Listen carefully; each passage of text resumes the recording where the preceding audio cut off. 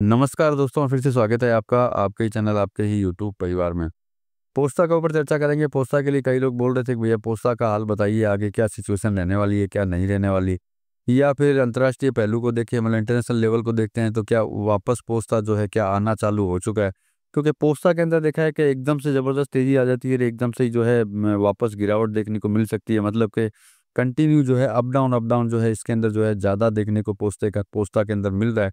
तो ऐसे समय के अंदर जो क्या होता है कि जो काम करने वाले होते हैं, जब तेज़ी जब चल रही होती है पोस्ता के अंदर या फिर किसी भी कमोडिटी के अंदर, तो वो जो है यूँ समझ सकते हैं कि और इंतज़ार करने लग जाता है कि भैया और ज़्यादा तेज़ होगा तो बेचेंगे, और ज़्यादा तेज़ होगा तो बेचेंगे।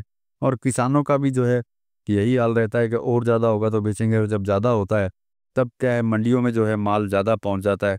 तो ये बहुत सारी चीज़ें इसके अंदर होती हैं जिसकी वजह से जो है कोई भी कमोडिटी जैसे आज हम पोस्ता की बात कर रहे हैं, तो उसमें जो है उतार-चढ़ाव जो है अपने को ज़्यादा देखने को उसके अंदर मिलने लगते हैं। तो चलिए पोस्ता के ऊपर चर्चा करेंगे दोस्तों, लेकिन चैनल पर नए हैं तो वीडियो को लाइक और चैनल को सब्सक्राइब ज़रूर कर लीजिएगा। लगता हो शेयर के लायक है तो शेयर भी ज़रूर कर दीजिएगा। तो देखिए पोस्ता के अंदर जो मैंने बोला कि तेज़ी का इंतज़ार सभी लोग करते हैं। सबसे पहले बात करते हैं किसानों की, तो किसान जो है सबसे ज़्यादा वेट करते हैं, इंतज़ार करते हैं कि भई कमोडिटी में तेज़ी आई, मतलब पोस्ता में तेज़ी आए, तो हम लोग जो है माल बेचना जो है चालू करें, या फिर जो माल होल्ड करके रखा हुआ था उसके लिए इंतज़ार करते हैं।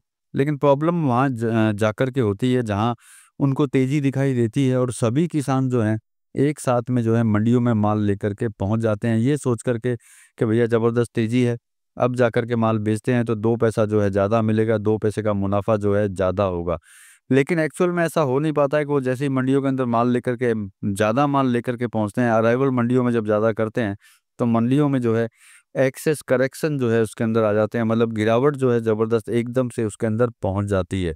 नो डाउट किसान की गलती नहीं होती, किसान तो यही सोच के निकलता है कि भाई 2 पैसा उसको ज़्यादा मिलेगा, इसीलिए जो है अराइवल को वो बढ़ा देता है, क्योंकि मैं अब माल लेके जा रहा हूँ।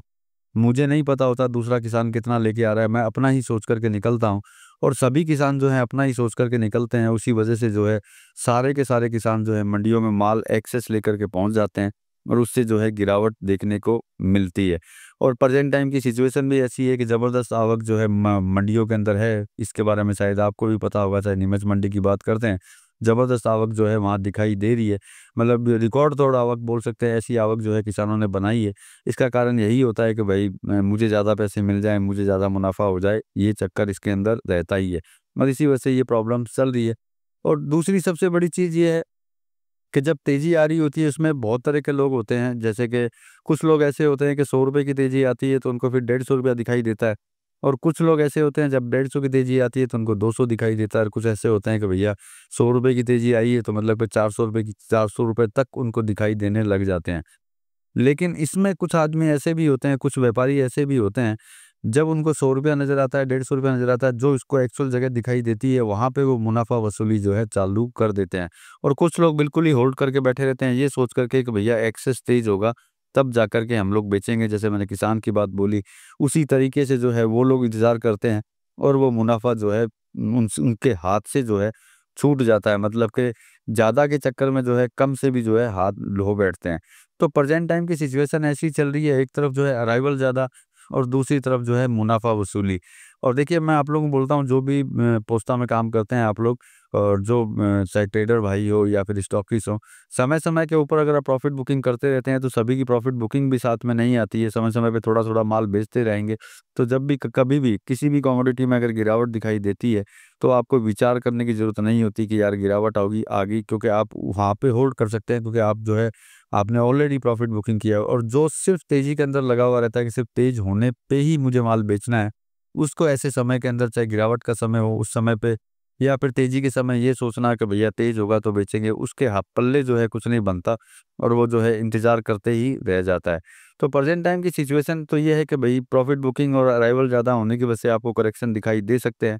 साथ में अगर इम्पोर्ट की अगर बात करते हैं, तो इम्पोर्ट किसी तरह का अभी तक ओपन नहीं हुआ, ये सबसे बड़ी बात है। क्योंकि जब प्रॉफ़िट बुकिंग और अराइवल ज़्यादा चल रही है, तो भैया करेक्शन उसके अंदर आ सकते हैं। इम्पोर्ट के बारे में अपने को सोचने की भी ज़रूरत नहीं होती कि भैया इम्पोर्ट हुआ है या फिर नहीं हुआ है। नो डाउट देखिए अगली फसल आने में बहुत समय बाकी है और इम्पोर्ट अभी खुला नहीं है, तो निश्चित बात है कहीं न कहीं जो है आपको तेज़ी देखने को मिलेगी। लेकिन जब तेज़ी मिलती है, तो इंतज़ार ना करके सही समय चूज़ कीजिए, सही समय देखिए, जिस समय पे जो है आप इस चीज़ का बेनिफिट जो है आप उठा सकें। ज़्यादा इंतज़ार करना मुश्किल होता है, लेकिन फिर भी अगर इंतज़ार करते हैं तो भैया थोड़ा-थोड़ा प्रॉफ़िट बुकिंग करते हुए इंतज़ार करें तो वो ज़्यादा बेहतर है। बाकी देखिए, खरीदना और बेचना आप अपने हिसाब से कर सकते हैं। मैं मेरी तरफ से मैं अपनी जो है जानकारी इन्फॉर्मेशन जो है आप तक पहुँचाता हूँ। बाकी बेचना और खरीदना आप अपने हिसाब से कीजिए। मिलेंगे अगली वीडियो में अगली जानकारी के साथ में, तब तक के लिए धन्यवाद।